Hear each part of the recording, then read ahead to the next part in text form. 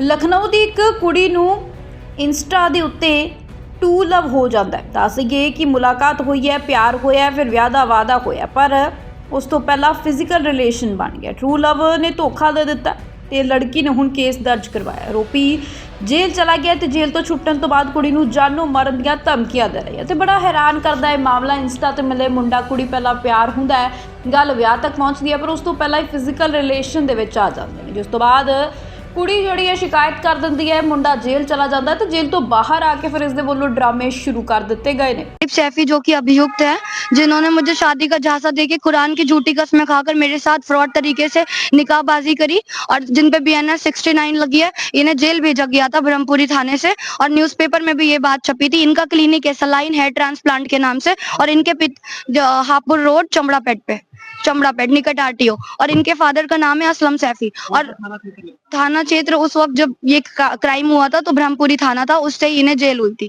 और जेल से बेल इन्होंने धोखाधड़ी से मुझे कोर्ट में आने नहीं दिया और बेल को प्राप्त किया और मेरी सुनवाई नहीं होने दी, धमकाया मुझे। और जब ये बेल से बाहर आए तो इन्होंने रास्ते गली रोक कर इनके फादर, इनके रिश्तेदारों ने मेरी वीडियो बनाई, मेरा शोषण किया, मेरे मौलिक अधिकारों का हनन किया। पुलिस में मेरी आवाज कोर्ट ने से रोका और मुझे मेरे पास है, मैं आपको शेयर करती हूँ। इनके फादर राह चलते मेरी वीडियो बना रहे हैं, मुझे मेरे ऊपर झूठे इल्जाम लगाए कि मैं 7 लाख रुपए की डिमांड कर रही हूँ, इस तरीके के झूठे इल्जाम लगाए। मैं पुलिस से ये चाहती हूँ कि ये पैरवी मुझे मेरठ में कहीं पे भी रहने नहीं दे रहे, मुझे जान से मारने की कोशिश कर रहे हैं, मुझे इनसे जान का खतरा है और मेरी पैरवी यहाँ पे कहीं भी किराए पे मुझे रहने नहीं दे रहे।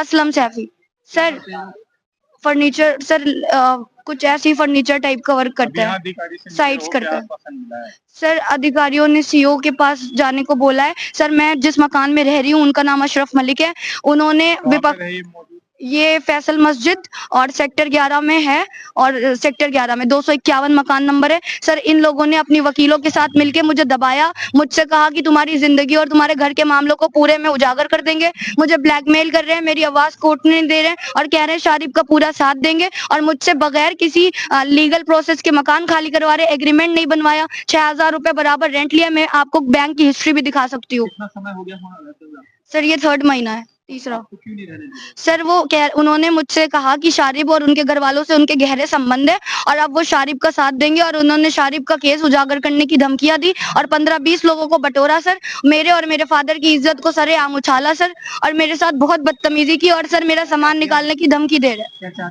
सर। हम इंसाफ चाहते हैं, मेरी इंसाफ की इस लड़ाई में आप लोग मेरा साथ दीजिए कि किसी और की बेटी के साथ इस तरह की चीजें ना हो। और जो मेरी सर, मुझे मीडिया सर, मुझे ये धमकी दी है कि मुझे जान से मार देंगे और मीडिया में आके भी मेरी इज्जत उछालेंगे।